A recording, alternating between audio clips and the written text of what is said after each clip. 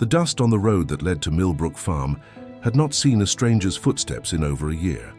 It was late autumn 1887, and the wind carried the smell of dry hay and the first cold breath of winter creeping down from the northern hills.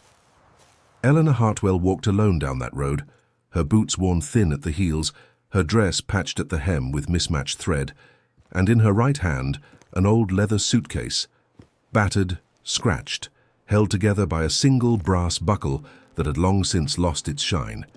She had walked for 3 days since she left the small town of Caldwell Springs behind her, since the bank had taken everything her late husband had built before a fever took him in the spring, since she had nothing left to her name but that suitcase and the address written on a folded piece of paper, Millbrook Farm, last home of her grandmother, a woman she had not seen since she was a child of perhaps 8 years old, sitting on a porch swing eating peaches in the summer heat.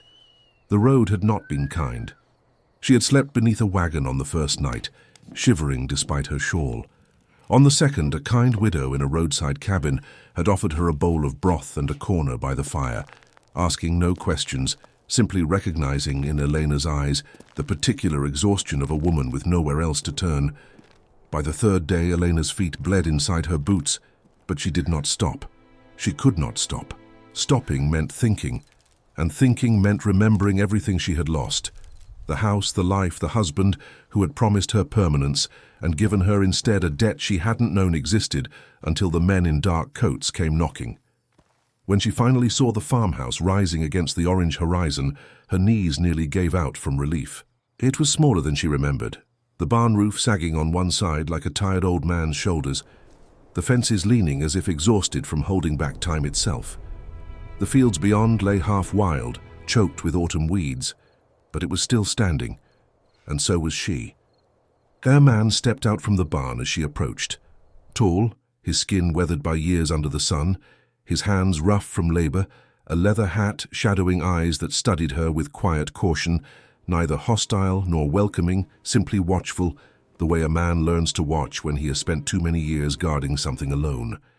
His name, she would later learn, was Samuel Reyes, the farmhand her grandmother had hired years before and who had simply stayed, even after the old woman passed, tending the land out of loyalty more than duty, sleeping in the small room off the barn, eating whatever the land gave him, refusing more than once to leave when neighbors suggested the farm was a lost cause.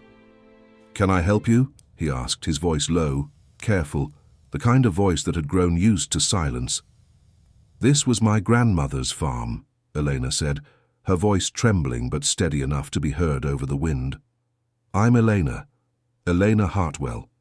Samuel's eyes softened just slightly, the caution in them loosening like a held breath finally released. "I remember the name. She used to talk about a granddaughter in the city, back before she got too sick to talk much at all." He paused, glancing at the suitcase in her hand, then at her city-made dress, dust-stained but clearly unfit for farm work. "You're not exactly dressed for this kind of life." "I don't have much choice," Elena replied, lifting her chin despite the exhaustion threatening to fold her in half. "I have nowhere else to go." For a long moment, neither spoke. The wind moved through the dry grass. Somewhere in the distance, a cow lowed mournfully, as if echoing the loneliness that had settled over the farm for longer than either of them wanted to admit. "Well," Samuel finally said, stepping aside and nodding toward the house, "guess you better come in then.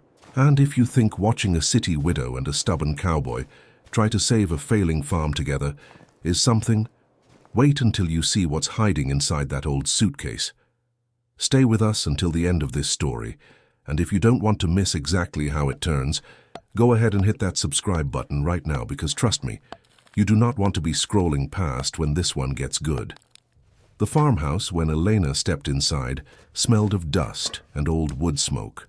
Most of the furniture had been sold off in the final desperate months before her grandmother's passing, a fact Samuel explained quietly, almost apologetically, as though it was somehow his failure rather than simple necessity.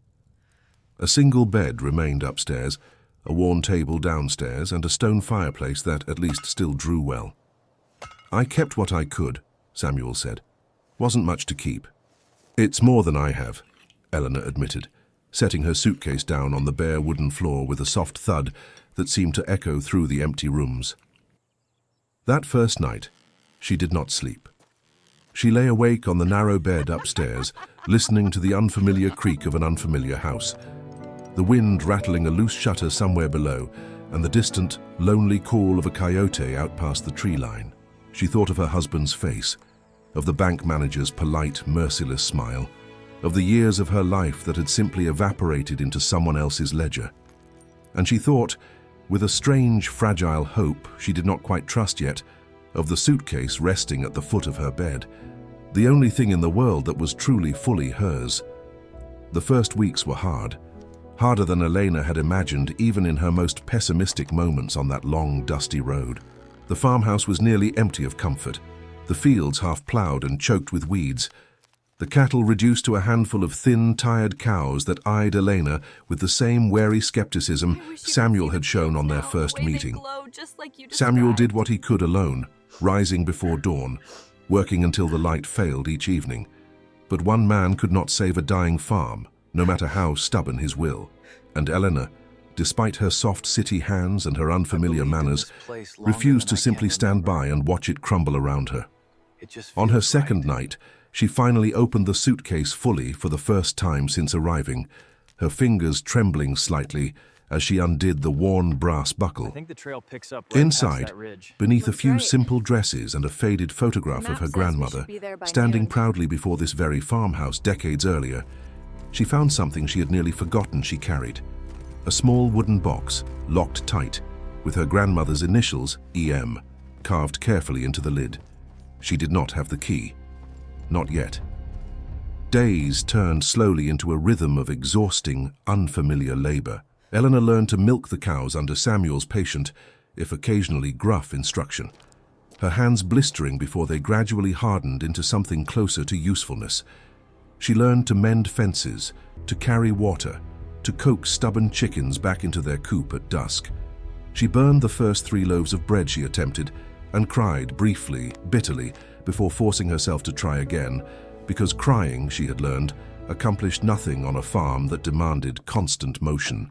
Slowly, almost without either of them noticing, the distance between the city widow and the quiet cowboy began to close, not through grand words or declarations, but through shared mornings spent shoulder to shoulder in the cold, shared meals of simple bread and beans eaten in companionable silence, shared moments of quiet laughter when a particularly stubborn mule named Hazel refused, for the 3rd day running, to be led anywhere at all. One evening, as the sun dipped low and painted the fields gold and copper, Elena sat on the porch steps with the wooden box resting in her lap, turning it over in her hands as if the answer might simply reveal itself through touch alone. Samuel sat beside her, close but respectful, his hat resting on his knee, his weathered hands loosely clasped. "You still haven't opened it," he observed quietly. "I don't have the key," she admitted, frustration threading through her tired voice. "I've looked everywhere, through every drawer, every pocket of every dress in that suitcase."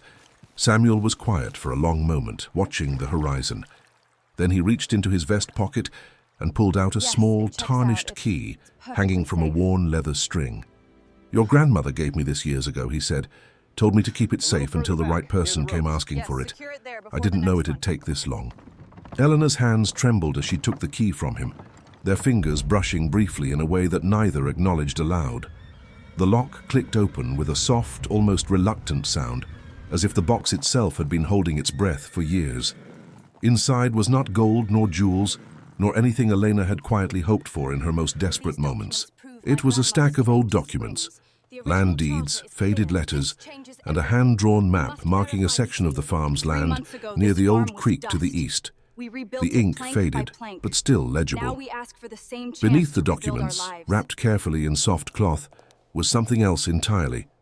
A small pouch of silver coins, modest but enough to matter, and a single folded letter addressed simply, "To whoever finally comes home."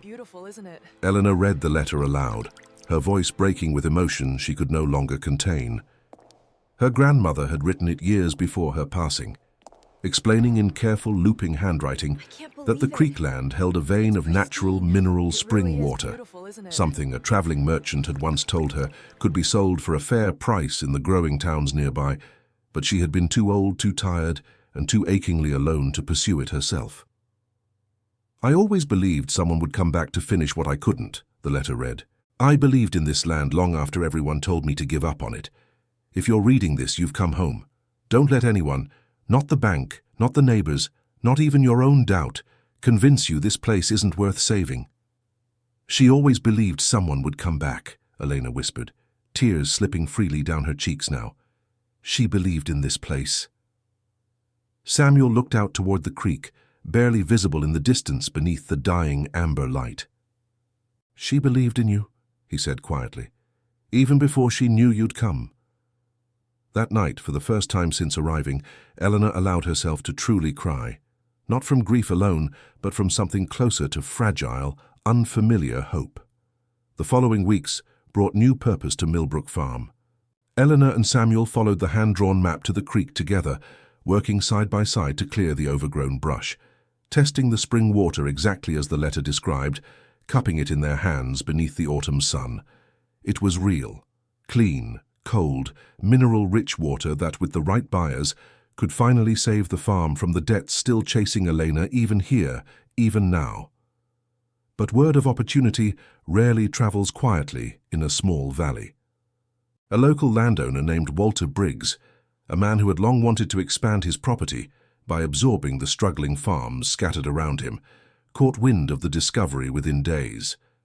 He arrived one grey afternoon with 2 hired men flanking him, offering Elena a deliberately low price for the creekland, an offer wrapped in the false paper of generosity, but one that would have stripped her of everything her grandmother had spent a lifetime protecting. "You'd be wise to take it, Mrs. Hartwell," Briggs said, his smile thin, practiced, utterly without warmth. "A woman alone with debt still trailing behind her. This farm won't survive the winter without someone like me stepping in to help." "She's not alone," Samuel said, stepping forward, his voice calm but utterly unwavering, his presence suddenly filling the yard in a way that made Briggs's men shift uncomfortably. "And this land isn't for sale. Not now. Not ever, far as I'm concerned." Briggs's smile faltered for just a moment before he left, his warning veiled thinly as politeness, promising to return once reason prevailed. That night, fear settled over the farmhouse like a heavy fog rolling in off the creek. Elena paced the kitchen floor, the old documents spread across the worn table. "He could ruin us before we even truly begin," she said, her voice tight with rising panic. "We don't have the money to fight him in court if he tries to claim the land through some old technicality." Samuel placed a steady, calloused hand over hers, stilling her pacing without a word. "Then we don't give him the chance to try," he said simply. "We work faster. We make this farm too strong, too alive for any man to take." And so, with the particular desperation of people who had nothing left to lose, Elena and Samuel threw themselves entirely into the land. They repaired the barn roof together, plank by plank, their hands blistered and their backs aching by sundown. They rebuilt fences that had fallen for years, post by stubborn post. Neighbors who had once kept their distance, out of respect for grief or simple rural caution, slowly began to notice the renewed life stirring at Millbrook Farm, and one by one began to help, bringing tools, lending hands, sharing what little they had to spare. Because in valleys like this one, kindness often traveled quietly until it was finally invited to stay. Through long days of relentless labor and quiet evenings of shared meals by firelight, something unspoken grew steadily between Elena and Samuel. It was not loud or dramatic. It was steady, patient, like the land itself, built one honest day at a time. A lingering glance over a simple dinner of stew and cornbread, a hand offered without needing to be asked, helping her down from the wagon or lifting a heavy bucket before she could strain herself. A shared laugh, warm and unguarded over Hazel the mule's continued magnificent refusal to cooperate with anyone at all. If you've ever watched two people slowly become each other's home without either one saying it out loud, you already know this is exactly the kind of story worth staying for until the very last frame. And if you're enjoying this one so far, go ahead and hit that subscribe button. because we've got plenty more stories just like this one waiting for you, and trust me, you don't want to miss what comes next. As autumn deepened into the season's first hard frost, the spring water venture finally began to bear fruit. A traveling merchant, the very same family line who had once told Elena's grandmother of the water's worth decades earlier, passed through the region and confirmed its quality with genuine, surprised admiration. Word spread quickly to the growing town of Caldwell Springs, where clean water was scarce and increasingly valuable as the town's population swelled. Orders began to trickle in, small at first, then steadier, as the farm's quiet reputation grew week by week. Walter Briggs did not give up easily. He attempted to block the narrow road used to transport the water barrels, citing an old, barely legal claim to a stretch of shared land that had not been disputed in over a decade. But the very neighbors he had once intimidated into silence now stood firmly beside Elena and Samuel, refusing to let one greedy man dictate the fate of the entire valley a second time. In a tense, crowded meeting at the town hall, Elena stood before the local council, her grandmother's documents held tightly in trembling hands, her voice steady despite her racing heart. She spoke not as a frightened widow clinging to scraps, but as a woman who had walked 3 days with nothing but a suitcase and had since rebuilt an entire home from nothing but stubbornness and hope. This land was given to my grandmother through honest labor, sacrifice, and decades of quiet faith, she said, her voice carrying clearly through the packed room. And it will remain honest, no matter who tries to take it by force, by fear, or by clever paperwork. The council, swayed by both the undeniable truth of her claim and the quiet, visible support of the gathered community standing behind her, ruled firmly in her favor. Briggs's attempt collapsed entirely, his reputation throughout the valley deeply, permanently tarnished. He would trouble Millbrook Farm no more. That evening, as the town's lanterns flickered softly to life one by one, and the first gentle snow of the season began to fall over the fields, Elena and Samuel stood together near the old creek, watching the water catch and scatter the pale moonlight like scattered silver coins. "We did it," Elena said softly, almost in disbelief, as though saying it aloud might somehow undo it. "You did it," Samuel corrected gently, his voice warm in the cold night air. "I just made sure I didn't get in your way." Elena turned to face him fully, her eyes glistening, the weight of months of fear and exhaustion finally beginning, truly, to lift from her shoulders. "You did far more than that, Samuel. You stayed, even when there was nothing left here to stay for." Samuel removed his hat slowly, an unconscious gesture of respect or perhaps simple nervousness. "Maybe I was waiting," he admitted quietly, his eyes never leaving hers. "Waiting for someone to finally come home." The space between them closed slowly, not with desperation, but with the quiet, unshakable certainty of two people who had built something entirely real out of nothing but dust, debt, and stubborn hope. Their first kiss was simple, unhurried, framed by gently falling snow and the soft golden glow of a farmhouse window in the distance. The very same farmhouse that had nearly fallen to ruin just months earlier, now standing as a quiet, glowing symbol of everything patience and honest labor, could rebuild from almost nothing at all. By the time spring returned fully to Millbrook Farm, the fields were green again, the barn fully repaired, the spring water business steady enough to finally clear the last of Elena's old debts from her previous life. Neighbors who had once watched cautiously from a distance now gathered regularly for shared harvests and quiet Sunday dinners around a table that had once stood nearly empty. The farmhouse, once silent and slowly crumbling, echoed again with laughter, with life, with the warm, ordinary sound of two people who had found, in the most unexpected way imaginable, a home neither of them had truly believed was still possible. Elena often thought back to that long, dusty road, to the exhaustion in her legs and the fear lodged deep in her heart as she carried nothing but an old suitcase toward an uncertain, frightening future. She never could have imagined walking those endless miles, that inside that suitcase, and within the quiet, steady strength of a stranger who simply chose to stay, was the very salvation not just of a forgotten farm, but of an entire life she had thought was already irreversibly lost. And perhaps that is the quiet truth hidden inside stories like this one.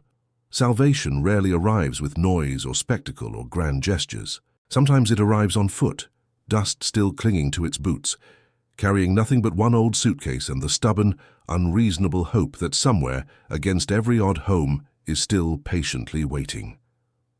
If this story moved you even a little, make sure you're subscribed, because there are so many more stories just like Elena and Samuel's waiting for you. And trust me, you won't want to miss a single one.